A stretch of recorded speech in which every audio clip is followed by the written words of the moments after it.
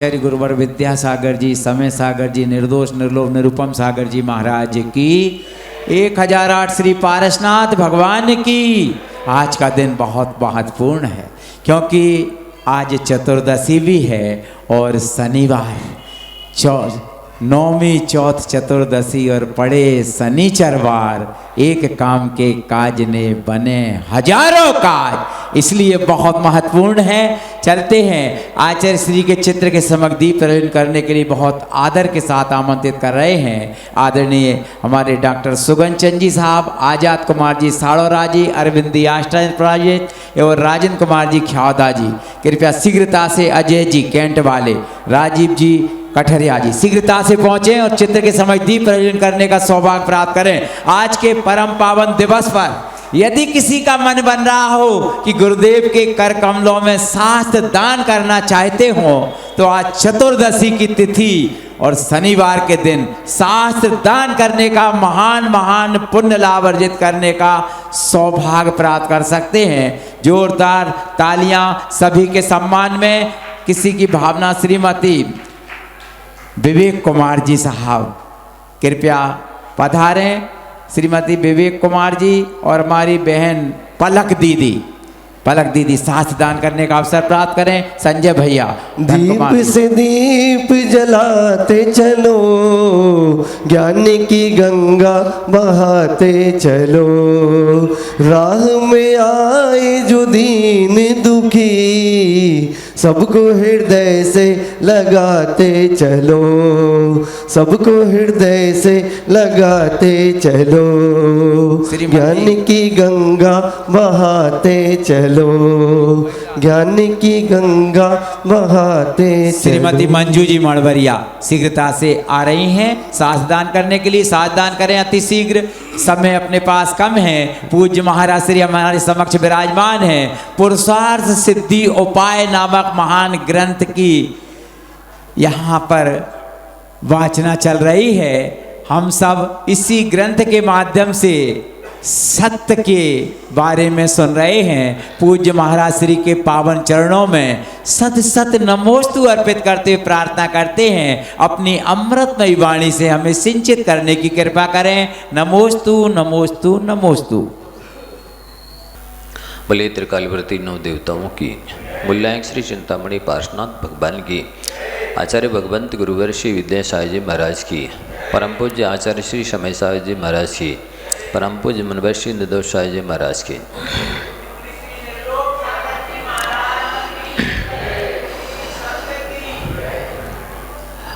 ओम। प्रतिदिन आपको कुछ सूत्र दिए जाते हैं, आप चाहें तो इन सूत्रों के माध्यम से भी सामायिक कर सकते हैं, अर्थात सामायिक में इन सूत्रों का चिंतन कर सकते हैं। प्रतिदिन 10, 20, 25, 50 सूत्र तो सुनाते हैं। आप कितने याद रखते हैं, कितने लिखते हैं, चिंतन मनन करते हैं, जीवन में उतारते हैं, ये जिम्मेवारी आपकी है। जैसे कि कल बताया था कि किसी को भी धार्मिक कार्य करने से रोकना, अपने पुण्याश्रव के द्वार को बंद करना है।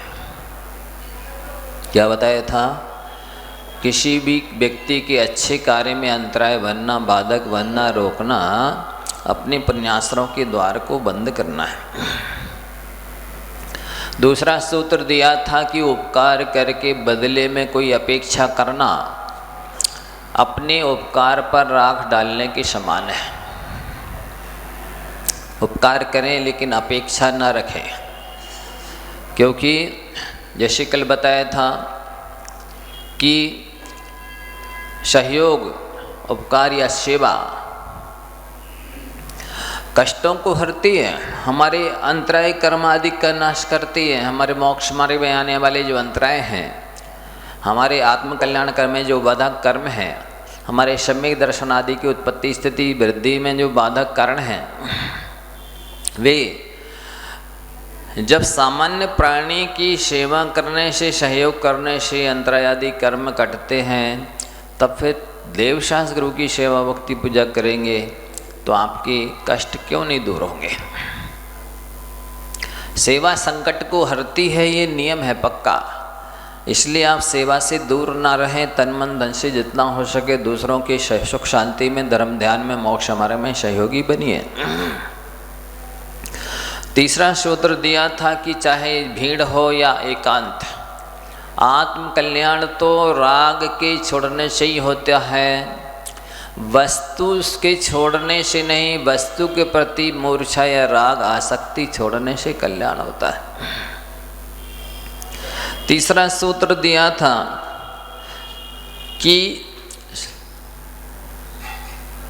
संसार में दुख ज़्यादा है और सुख कम है। सुख तो राई के दाने के बराबर है और दुख सुमेरु पर्वत बराबर है। इसकी वजह क्या है? क्योंकि हम धर्म करते हैं राई के दाने के बराबर और कर्म करते हैं सुमेरु पर्वत बराबर। पाप करते हैं सुमेरु पर्वत बराबर और धर्म करते हैं राई के दाने बराबर, इसलिए सुख है राई के दाने बराबर और दुख है सुमेरु पर्वत बराबर। इसलिए हम धर्म ज़्यादा करें, कर्म करने से बचें। और कर्म करते हैं तो करें, लेकिन कौन सा कर्म करें? जो कर्म हमें मोक्ष मार्ग में ले जाए, हमें सुख शांति की ओर ले जाए। कर्म करने का त्याग नहीं है, कामना त्याग करने का उपदेश है। कर्म तो करना ही है, कर्म भूमि है। कर्म भूमि में तो कर्म करने का, पुरुषार्थ करने का उपदेश आचार्यों ने दिया ही है। आप कर्म करें लेकिन कामना ना करें। कामना करने से आत्मा का हित होता है, पुण्य घटता है, अंतराय आदि कर्म बनते हैं और पुण्य फल थोड़ा फल मिलता है। और कर्म करें और कामना ना करें तो असीमित फल मिलता है। इन सूत्रों को याद करें, एक बार फिर से दोहराएं, इनको भूल जाएंगे। एक बार में तो याद रहते नहीं है। हम बोलेंगे फिर आप लोग बोलेंगे। किसी को धार्मिक कार्य से रोकना अपने पुण्याश्रव के द्वार बंद करना है। बोलो। हाँ। दूसरा है भगवान की आज्ञा का पालन करना ही सच्चे मायने में भगवान की पूजा है, भगवान की जाप है।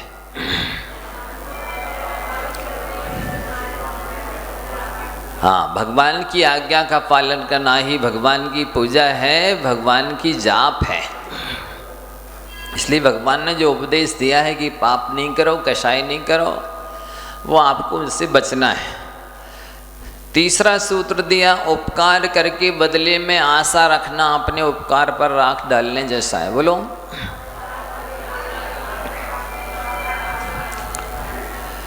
अगला सूत्र दिया है, चाहे भीड़ में रहो चाहे अकेले में रहो, कल्याण तो राग देश के त्याग करने से होता है।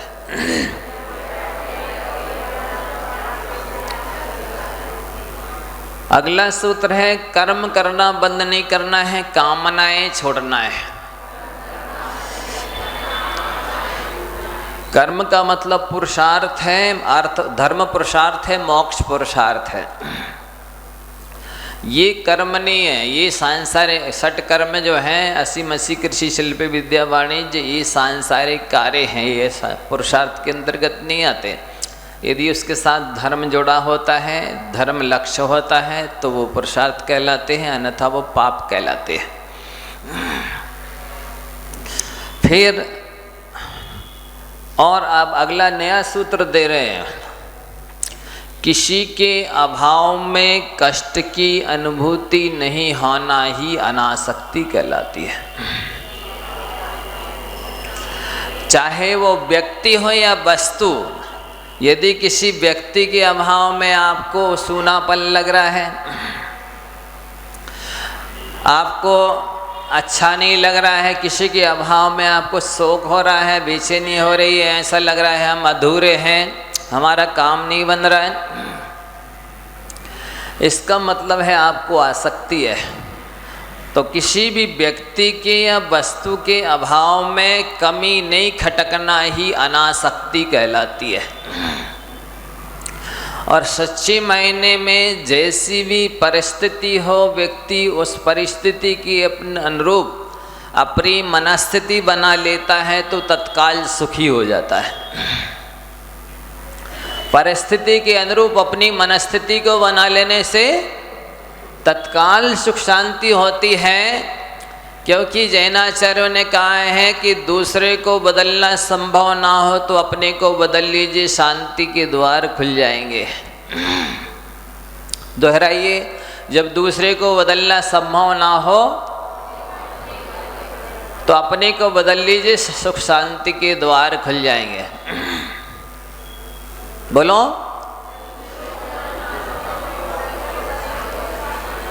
हाँ, दूसरे को बदलना असंभव है। हम प्रेरणा दे सकते हैं, उपदेश दे सकते हैं, शिक्षा दे सकते हैं, बदल नहीं सकते हैं।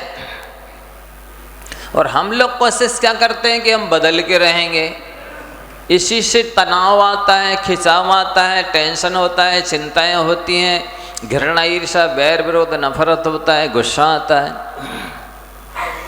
जिससे हमारा पुण्य क्षीण होता है, पाप का बंध होता है, संसार बढ़ता है। इसलिए आप सभी भी गृहस्थी में रह कर के भी बहुत कुछ साधना कर सकते हैं। अनासक्त बनिए। जो जितने अंशों में संसार शरीर भोगों से अनासक्त है, वह उतने अंशों में मोक्ष मार्ग में लगा हुआ है। क्या बोला? जो जितने अंशों में संसार से, शरीर से, भोगों से अनासक्त है, निर्लिप्त है, निष्प्रय है, विरक्त है, वो उतने अंशों में मोक्ष मार्गी है। अनासक्त रहिए, विरक्त रहिए, निष्प्रय रहिए। क्यों आसक्त होते हैं? जैसे आपके यहाँ कोई अतिथि आता है,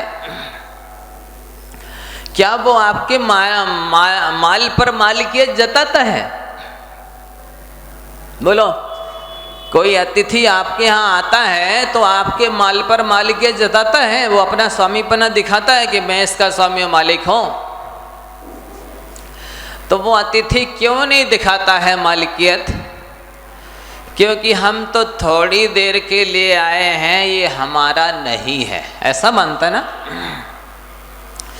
तो आप भी तो अतिथि हैं, आप भी तो थोड़ी सी आयु लेकर के आए हैं, थोड़े से दिन के लिए आए हैं। आप क्यों मालिकियत दिखाते हैं? आप भी तो अतिथि हैं, अपने आप कैसा मानिए ना।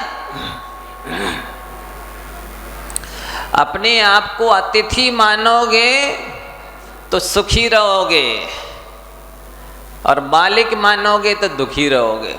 अब देख लो क्या होना, सुखी होना है या दुखी होना। तो कहा जा रहा है कि किसी भी व्यक्ति के या वस्तु के अभाव में कमी नहीं खलना, अभाव नहीं खटकना, अपने को अधूरा नहीं समझना, सूनापन महसूस नहीं करना। क्यों नहीं करना? इसलिए कि मैं हूँ अपने में स्वयं पूर्ण, मुझ में पर की कुछ गंध नहीं। क्यों नहीं महसूस करना सूनापन, अभाव? मेरी आत्मा के अनंत गुण हैं, थे और रहेंगे भी, ना कहीं गए थे ना कहीं जाने वाले हैं, फिर अभाव किसका और कैसा? मेरी आत्मा का अनंत सुख था, अभी कर्मों से आच्छादित है, ढका हुआ है, नष्ट हो गया है। लेकिन वो अपने अंदर ही अभिव्यक्त होना है, अंदर से प्रकट होना है। बाहर से सुख नहीं आएगा आपकी आत्मा में, सुख अंदर से प्रकट होगा। जैसे पानी खल जाता है तो शीतलता का अभाव हो जाता है। आप कहेंगे जब अभाव ही हो गया तो कहाँ से आएगा? नहीं, जैसे जैसे उष्णता निकलती जाएगी, खत्म होती जाएगी, कम होती जाएगी, शीतलता उसी में से प्रकट होगी। ठीक उसी प्रकार से जैसे जैसे आप संसार शरीर भोगों से निर्लिप्त होते चले जाएंगे, विरक्त होते जाएंगे, अनासक्त होते चले जाएंगे, आत्मा की उपादान शक्ति जागृत होगी, आत्मा के गुण विकसित होते हैं, पुण्य का संपादन होता है। कौन से पुण्य का? जो व्यक्ति संसार शरीर भोगों से अनासक्त रहता है उसके पुण्यानुबंधी पुण्य का बंध होता है, साथी से पुण्य का बंध होता है, मोक्ष मार्ग में काम आने वाले पुण्य का बंध होता है। और जो व्यक्ति पूजा पाठ करके भी व्रत नियम संयम पाल करके भी कामना करता है वो उसको ऐसे पुण्य का बंध होता है जो आगे चल करके उसे संसार शरीर भोगों में फंसाता है, आगे चल करके उस जीव को व्रत नियम संयम करने वाले को पूजा पाठ करने वाले को भी रुलाता है। इसलिए कामना मत करो, कर्म करो। कर्मण्येवाधिकारास्ते मा फलेषु कदाचन। आपका अधिकार कर्म पर है, आपका अधिकार पुरुषार्थ पर है। आप कर्तव्य करिए, पुरुषार्थ करिए, धर्म पुरुषार्थ करिए। सांसारिक पुरुषार्थ तो एक इंद्रिय जीव भी कर रहा है, क्योंकि वीर नाम का गुण तो उसके पास भी है। कुछ अंशों में वीर्यांतरा कर्म का क्षेपसम तो उसका भी है,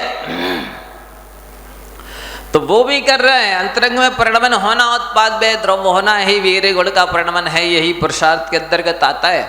ये तो सारी दुनिया कर रही है,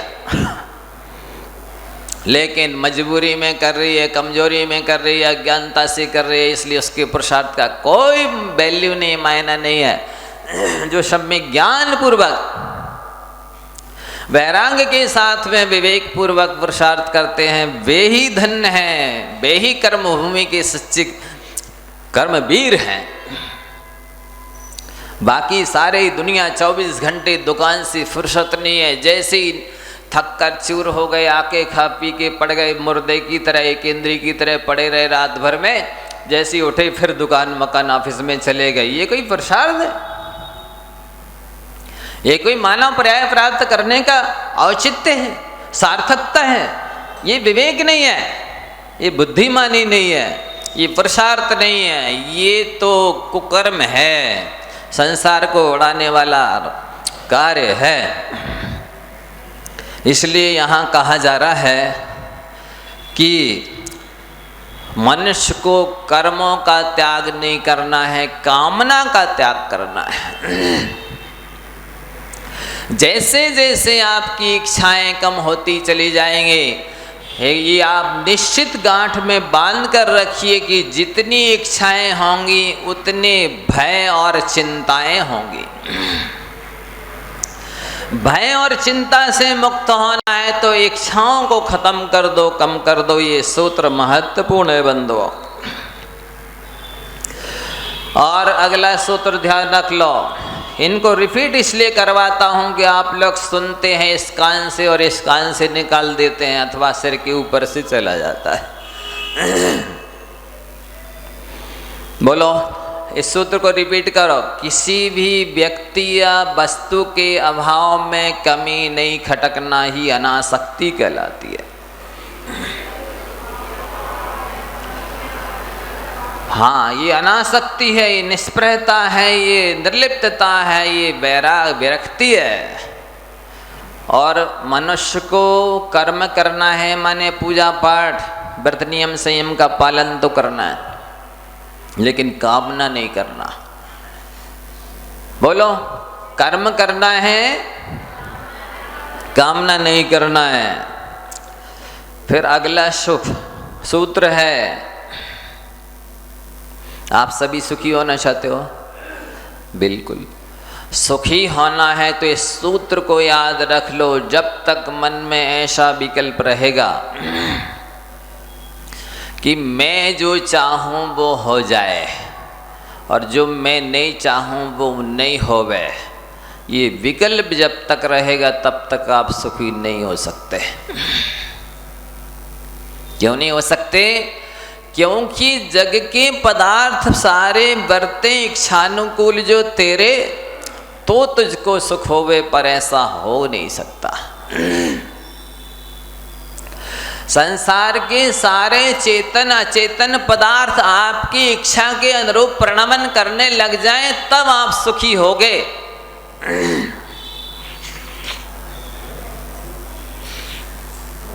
लेकिन संसार की पदार्थ आपकी इच्छा के अनुरूप प्रणमन नहीं करेंगे, क्यों नहीं करेंगे? इसलिए कि उनका उत्पाद व्यय द्रव्य स्वतंत्र है और आपका उत्पाद व्यय द्रव्य स्वतंत्र है।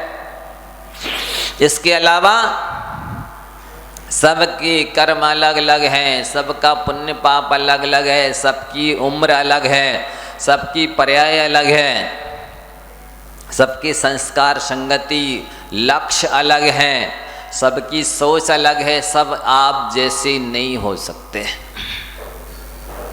इसलिए इस सूत्र को बहुत अच्छे से याद कर लो कि हम सुखी तब होंगे जब हम किसी से अपेक्षा नहीं रखेंगे कि वो हमारे अनुसार ऐसा करे जो हम चाहते हैं और ऐसा नहीं करे जो हम नहीं चाहते। यही हो सकता है कि आप अपनी मनस्थिति को बदल लें तो परिस्थिति बदली बदली अपने आप लगेगी। यदि मानसिकता नहीं बदली, आपने अपना सोच नहीं बदला, अपनी हट अपनी जिद नहीं छोड़ी, तो आपको सुखी करने वाले भगवान भी नहीं है। किसी मनुष्य में धन संपत्ति में फैसिलिटी में सुखी करने की क्षमता तो है ही नहीं, कहाँ से आएगी जब भगवान सुखी नहीं कर सकते। ऐसे व्यक्ति को जो अपने अनुसार दुनिया को चलाना चाहता है, जो अपने अनुसार दुनिया का परिणमन कराना चाहता है, उसे कोई सुखी नहीं कर सकता है। तो याद करो, इसको रिपीट करो फिर से। मैं जैसा चाहूं ऐसा हो और मैं जैसा नहीं चाहूं वैसा ना हो। यह विकल्प जब तक रहेगा तब तक मुझे कोई सुखी नहीं कर सकता। ये सूत्र याद रखिए। नए नए रोज रोज सूत्र आपको देते हैं हम कि कुछ सामायिक में बैठ कर के इनका चिंतन मनन करो, अपने जीवन में उतारो। फिर पुरुषार्थ उपाय श्रावकाचार्य ग्रंथराज में प्रसंग चल रहा था सत्य व्रत का। अब वो कह रहे आचार्य महाराज 101 नंबर की गाथा है। भोगो भोग साधन मात्रम साबद्ध मक्षमा मोक्तुम ये तेपि शेष मनृतम समस्तमपि नित्य मुंचन्तु। आप लोग यदि पूरी तरह से झूठ बोलने का त्याग नहीं कर सकते हैं, सत्य महाव्रती नहीं बन सकते हैं, तो कम से कम भोग के साधन भूत जो साबद्ध हैं उनको छोड़कर बाकी के झूठ का त्याग तो करें। बाकी के झूठ कौन सा है? अरे आप स्त्री कथा करते, भोजन कथा करते, राष्ट्र कथा करते, चोर कथा करते, दूसरों की चुगली करते, निंदा करते, घृणा ईर्ष्या नफरत द्वेष वर्ष जो बोलते हैं उसका त्याग तो कर दो। इसके बिना तो चल जाएगा ना, कोई गृहस्थी रुकेगी ना कोई गृहस्थी के काम रुकेंगे। ये तो घृणा ईर्ष्या द्वेष पर आप वचन बोलते हैं, राग द्वेष बस निष्प्रयोजन व्यर्थ के वचन बोलते हैं, समीक्षा करते हैं, समालोचना करते हैं, वकालत करते हैं, पंडितियाई करते हैं, आचार्यत्व करते हैं जिसकी आवश्यकता नहीं है। ये तो छोड़ दो निष्प्रयोजन का झूठ, क्योंकि ये एक झूठ मात्र आपको अनंत संसार में भटका सकता है, रुला सकता है। बाकी के पाप तो जुड़ाते ही हैं। सत्य बहुत बड़ा धर्म है, इसलिए इतने दिन से लगभग 15 दिन से ज़्यादा हो गए सत्य व्रत पर बोलते हुए। वाणी का आप सदुपयोग करें, वाणी को वरदान बनाएं, अभिशाप नहीं, ये वचन बल आपको मिला है, इसका दुरुपयोग ना करें। इससे वचन सिद्धि करें, वचन गुप्ति का पालन करें, भाषा समिति का पालन करें, वचन रिद्धि प्राप्त होगी। सदुपयोग करें, इसके द्वारा भी उपकार बहुत किया जा सकता है। अरहंत भगवान ने यही उपकार किया, दिव्य ध्वनि खिराई, इसलिए णमोकार मंत्र में उनको छोटे होते हुए भी पहले रख दिया। नहीं तो नमोकार मंत्र ऐसा बनना चाहिए था, नमो सिद्धाणम, नमो रिहंताणम, नमो आर्याणम, नमो वज्जणम, नमो लोई सबसाओड़म, ऐसा होना चाहिए था। लेकिन पहले नमो रिहंताणम रख दिया, जबकि उनकी 4 घातीय कर्म भी बाकी है। सिद्ध परमेष्टि के सारे कर्म नष्ट हो गए, फिर भी उन्हें बाद में रखा। क्योंकि नहीं कृतम उपकारम साधवो विस्मरन्ति, सज्जन लोग किए हुए उपकार को भूलते नहीं है। तो हम सब सज्जन हैं क्योंकि हम अपने उपकारी जिन्होंने दिव्य ध्वनि खिलाई है, मोक्ष मार्ग बताया है, आत्मा परमात्मा का स्वरूप बताया है, हम उनको पहले मानते। मतलब इससे सिद्ध होती है उपकारी बड़ा होता है। यही नहीं समझना कि आत्म कल्याण करने वाला बड़ा होता है। यदि ऐसा होता कि नहीं जो आत्म कल्याण करे वही बड़ा है तो फिर सिद्ध परमेष्ठी बड़े हैं, उनको क्यों नहीं रखा लंबोकार में? पहले बताओ। आत्म कल्याण करो ये अच्छी बात है, नहीं कर पा रहे हो तो पर का कल्याण करो ये भी अच्छी बात है। या तो कठोर तपस्या करो और नहीं कर पा रहे तो तन मन धन से परोपकार करो, ये भी बहुत बड़ा काम है। दो ही काम है मोक्ष मार्ग में, और वो ज्यादा श्रेष्ठ लोग माने गए हैं जो आत्म कल्याण के साथ साथ पर कल्याण करते हैं। शास्त्रों में ऐसा लिखा है कि जो व्यक्ति आत्म कल्याण के साथ साथ पर जीवों के कल्याण के लिए, जन शासन की प्रभावना के लिए साधु बनते भी सर्वश्रेष्ठ माने गए। क्या? किन साधु को सर्वश्रेष्ठ कहा? जो आत्म कल्याण के साथ साथ पर का कल्याण भी करते हैं, वे श्रेष्ठ माने गए हैं। और ऐसा साधु बनना श्रेष्ठतम है, पर है दुर्लभ और कठिन, क्योंकि अज्ञानियों के बीच में प्रभाव न करना कठिन काम तो होता ही है। वे समझते तो है नहीं, शास्त्र तो पढ़े नहीं है, वे खुद कुछ भी नहीं करेंगे लेकिन समीक्षा बहुत अच्छी कर सकते, समालोचना करने में एक्सपर्ट माहिर होते। तो आचार्य भगवंत कह रहे हैं उनके लिए कि आप सपर कल्याण की दृष्टि से संत साधक बनते हैं, श्रेष्ठतम है। और वस्तुतः यदि आप आत्म कल्याण नहीं करेंगे, केवल पर कल्याण करेंगे तो भी अच्छा नहीं माना जाएगा। क्यों नहीं माना जाएगा? क्योंकि पर के ऊपर प्रभाव तो तभी पड़ता है जब आप स्वयं उसको अपने जीवन में उतारो। आत्मसात नहीं करोगे, केवल उपदेश दोगे तो प्रभाव नहीं पड़ेगा, और जीवन में उतार करके फिर आप उपदेश दोगे तो जल्दी प्रभाव पड़ेगा। जो निकट भव होते हैं, विशेष रूप से विवेकी होते हैं, वे तो केवल चर्या देख करके ही सीख जाते हैं। पर जो थोड़े दूर भव होते हैं, थोड़े कम विवेकी होते हैं, उनको उपदेश देने की आवश्यकता होती है।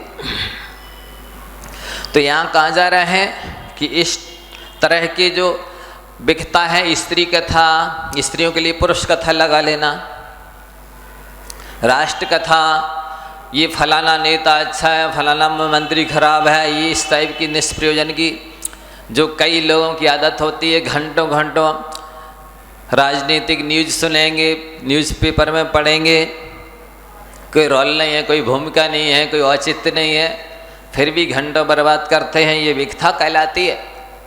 ये लोक प्राण है, सांसारिक प्राण है, संसार को बढ़ाने वाला प्राण है न्यूज़पेपर। तो चोर कथा, भोजन कथा इत्यादि से बचिए, चुगली से, निंदा से, दूसरों की बचिए। ये भी आप बच सकते हैं तो भी सत्यानुवृत्ति कहलाएंगे। भले पूरी तरह से सत्य महावर्ती नहीं है, लेकिन सत्यानुवृत्ति की बहुत कीमत है, उसको भी आप प्राप्त कर सकते हैं। तीसरा आगे चल रहा है आचर्यानुव्रत।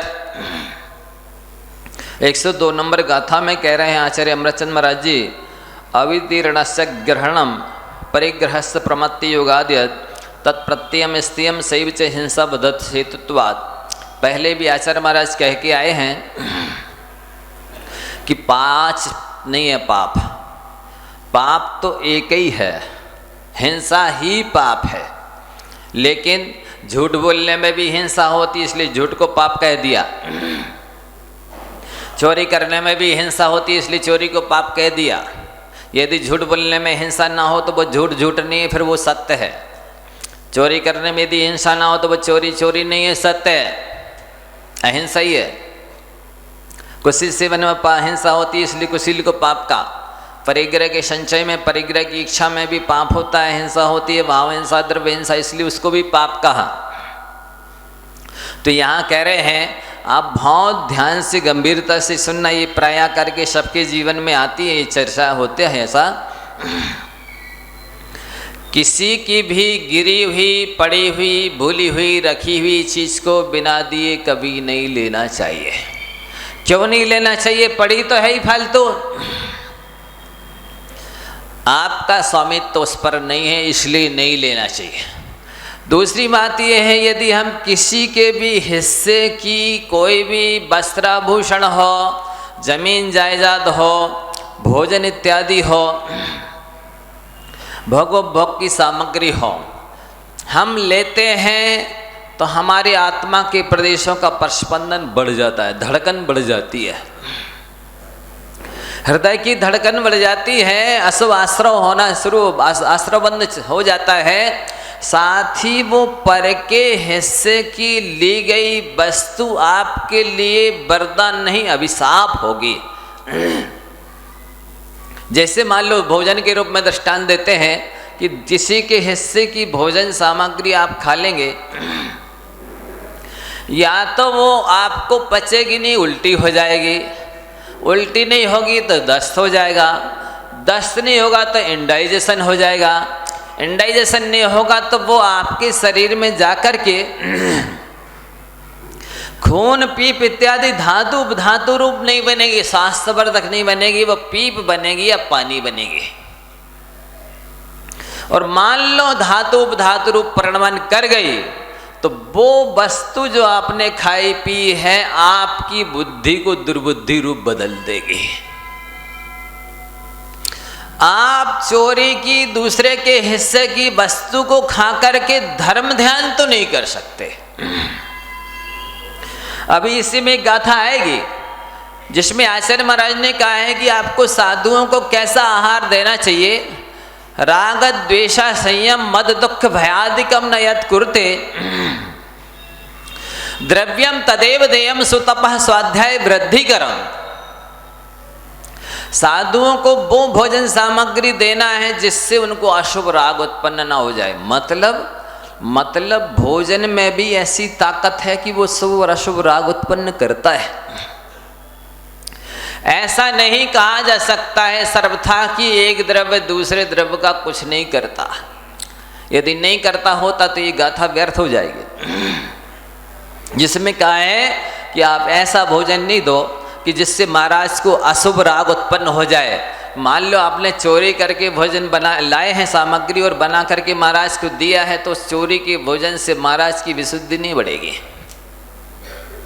किसी को पीड़ित करके, ताड़ित प्रताड़ित करके कोई सामग्री लेकर के महाराज को दिए तो उनकी विशुद्धि नहीं बढ़ेगी, उसमें ऐसी ताकत है। तो राग उत्पन्न ना करे ऐसा भोजन दो, द्वेष उत्पन्न ना करे ऐसा भोजन दो, असंयम उत्पन्न ना करे ऐसा भोजन दो, मद दुख भय आदि को उत्पन्न ना करे ऐसा भोजन दो। मतलब भोजन में ये सारे विभाव और विकार उत्पन्न करने की क्षमता है, ऐसा निमित्त नैमित्तिक संबंध है। मान लो यहाँ से लाखों करोड़ों किलोमीटर दूर किसी की जमीन है और उस पर आपने अपना वर्चस्व जमा लिया है, स्वामित्व जमा लिया है, तो जमीन तो वहीं रहेगी लाखों करोड़ों किलोमीटर दूर। केवल आपके दिमाग में उसका स्वामित्व आते ही आपकी सद्बुद्धि दुर्बुद्धि में बदल जाएगी। इतनी ताकत उतनी दूर रहने वाली वस्तु में है कि आपकी सद्बुद्धि नहीं होने देगी। 50 साल जिनको पूजन करते हो गए, स्वाध्याय सुनते हो गए, लेकिन आचार विचार में कोई परिवर्तन नहीं आया। उसकी वजह क्या है? उसकी वजह सुन लो सब लोग ध्यान से। अन्याय का जो धन अपने कब्जे में कर रखा और अभक्ष भक्षण जो कर रहे हो, उन दोनों में इतनी ताकत है कि आपकी सद्बुद्धि को दुर्बुद्धि रूप ही करके रखा है उनने। आपकी बुद्धि निर्मल नहीं हो सकती, आपके परिणाम निर्मल नहीं हो सकते। शास्त्र पढ़ते सुनते हुए भी, भगवान की भक्ति पूजा करते सुनते हुए भी आपको सम्यक दर्शन ज्ञान चरित्र की प्राप्ति नहीं होगी। अनुव्रतों की प्राप्ति भी नहीं होगी, क्योंकि आपने अन्याय का धन अपने कब्जे में कर रखा। दूसरे का धन, दूसरे के स्वामित्व का धन था, अपने कब्जे में कर लिया, अपना स्वामित्व जमा लिया है। अब भले आप उसका भोग करें या नहीं, उसका पंचेंद्रियों के माध्यम से भोग नहीं किया, केवल मन से अपना स्वामित्व जता लिया है। इसलिए उस धन ने, सोना चांदी ने, जमीन जायदाद ने, वस्त्र भूषण ने आपकी बुद्धि को दुर्बुद्धि में बदल दिया, मिथ्यात्व में बदल दिया, घृणा ईर्ष्या नफरत द्वेष में बदल दिया। ऐसी ताकत है, इसलिए आप इतना विश्वास रखें कि मेरे हिस्से की जो चीज नहीं है मुझे नहीं फलेगी। 10 साल के अंदर लिख लीजिए आप, या तो वो डॉक्टर के यहाँ जाएगा, उससे मैं ब्याज के पैसा, या पुलिस में जाएगा, कोर्ट कचहरी में जाएगा, या फिर आपके किसी न किसी चीज में आग लग जाएगी, टूट फूट जाएगी, एक्सीडेंट हो जाएगा, कुछ ना कुछ नुकसान तो मैं ब्याज की होगा ही, ये पक्का नियम है। यदि आप चाहते हो कि मैं ब्याज के मेरी और गांठ की संपत्ति ना जाए, तो दूसरे के जो स्वामित्व का है, कोई भी जमीन जायदाद, सोना चांदी, वस्त्र भूषण कुछ भी है, आप दे दीजिए। वो धन नहीं है, वो काला नाग है, वो धन नहीं है, वो जहर है, वो भोग की सामग्री नहीं है, अभिशाप है आपके लिए। क्योंकि आपके लाभांतराय कर्म का क्षेपसम नहीं था, आपके भोगांतराय उपभोगांतराय कर्म का क्षेपसम नहीं था। आपने अपनी काली करतूतों से उसको अपने वर्चस्व में, स्वामित्व में कर लिया है। दादागिरी से आपने उस पर वर्चस्व का स्वामित्व जमा लिया है, चोरी से छुप करके खा लिया है।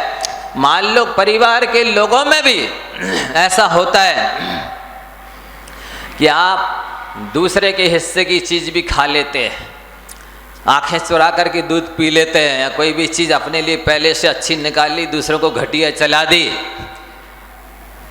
देवरानी के बच्चे को थोड़ा कम दे दी या घटिया चीज दे दी, अपने बच्चे को अच्छी दे दी।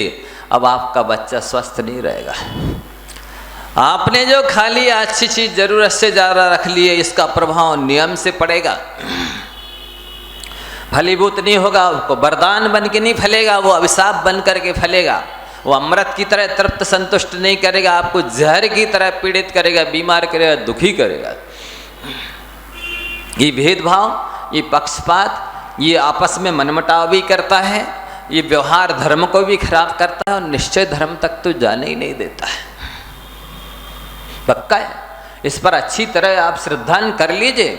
और आज से बात ध्यान रखिए, कभी भी हो, किसी के भी स्वामित्व के वस्त्र हो, आभूषण हो, जमीन हो, जायदाद हो, भोजन पान हो, कोई भी चीज हो, आप उसका भोग न करें, आप अपने स्वामित्व में उसे ना लें, वो आपको नहीं फलेगी। क्योंकि जब आपके लाभांतराय कर्म का क्षेपसम होगा, तब कहीं तो वो कोई चीज आपके लिए मिलेगी। लाभांतराय कर्म के क्षेपसम होने पर केवल वस्तु मिलती है, उसका भोग नहीं हो सकता। भोग करने के लिए भोगांतराय कर्म का क्षेपसम अलग चाहिए,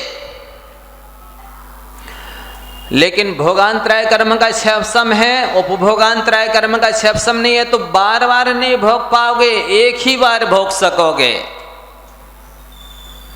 किसी भी चीज का बार बार भोग करने के लिए उपभोगांतराय कर्म का क्षेपसम चाहिए। और जो चीज भोग ली है वो आपको डाइजेस्ट हो, सूट करे, स्वास्थ्यवर्धक बने, वो कब बनेगी? जब वीर्यांतराय कर्म का क्षेपसम होगा। अन्यथा खाई पी चीज या तो उल्टी हो जाएगी, दस्त लग जाएगा, या फिर इंडाइजेशन होगा, अथवा वो पानी या पीप बनेगी, खून तो नहीं बनेगी। इतने सारे कर्मों का क्षेपसम चाहिए। और ये आप मान के चलिए, जितने आप अपनी दृष्टि में ईमानदार बनेंगे, उतना ज्यादा चारित्र मुनि कर्म का, दर्शन मुनि कर्म का भी क्षेपसम होगा। और दानांतराय, लाभांतराय, भोगांतराय, उपभोगांतराय, वीरांतराय कर्म का भी क्षेपसम होगा। जो जितना ज्यादा बेईमानी करता है उसको उतने ज्यादा चारित्र मोहिनी कर्म का बंध होता है, उतना ज्यादा दर्शन मोहिनी कर्म का बंध होता है, उतना ज्यादा अंतराय कर्म का बंध होता है। एक दिन और मैंने कहा था कि आप देवशास्त्र गुरु के विषय में जितने हृदय से समर्पित होंगे उतना दर्शन मोहिनी कर्म ढीला होगा, और इनके विषय में जितनी मायाचारी करेंगे, जितनी कसायों का पोषण करेंगे इनको निमित्त बना करके, उतना ज्यादा उल्टा दर्शन मोहिनी कर्म का बंद होगा और अनंत संसार बढ़ेगा। टस्सी मस नहीं होने वाला दर्शन मोहिनी को हिलाने के लिए, जड़ से उखाड़ने के लिए देवशास्त्र गुरु के प्रति हृदय से समर्पित होने की आवश्यकता है। इनके पास आकर के औपचारिकता नहीं निभाना, फॉर्मेलिटी नहीं निभाना, लल्लो चप्पो नहीं करना, चमचाई नहीं करना, ऊपर से नहीं दिखाना। माया तैरज्ञों ने से लिखा है मायाचारी से त्रेंचाई को बंद होता है। योग बकरता विषमवादनम चा अशुभस्य नामना, मन वचन काय की कुटिलता से अशुभ नाम कर्म का बंद होता है। नाम कर्म की 93 प्रकृतियां हैं, उनमें जितनी अशुभ प्रकृतियां हैं, पाप प्रकृतियां भी सब योगों की वक्रता से बनती है। और फिर तीसरा सूत्र लिखा निशल्योवृत्ति, माया 3 दोष छोड़ दो कल्याण हो जाएगा। एक तो मायाचारी,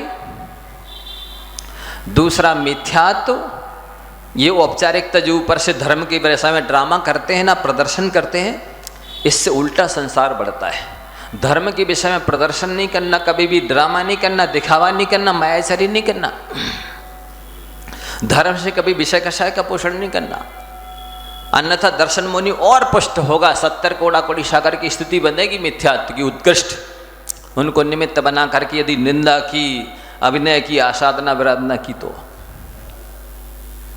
और चारित्र मोहिनी तो तब तक टस से मस नहीं होने वाला, हिलने वाला नहीं है जब तक निर्दोष चरित्र का पालन नहीं करोगे, स्वयं की दृष्टि में पूर्ण ईमानदार नहीं बनोगे। आप करते रहिए कितनी नहीं, आज तो जमाना महाराज जी घूस लेने देने का है, 2 नंबर का व्यापार करने का है, मिलावट की चीजें बेचने का है, करते रहिए। अनंत संसार प्रतिपल बढ़ रहा है, चरित्र मोहिनी ऐसे हिलने वाला नहीं है। और जब तक चारित्र नहीं प्राप्त हो गया तब तक स्वर्ग में भी श्रेष्ठ स्थान नहीं मिलेगा। मोक्ष की तो बात बहुत दूर की है। समय पूरा हो गया है।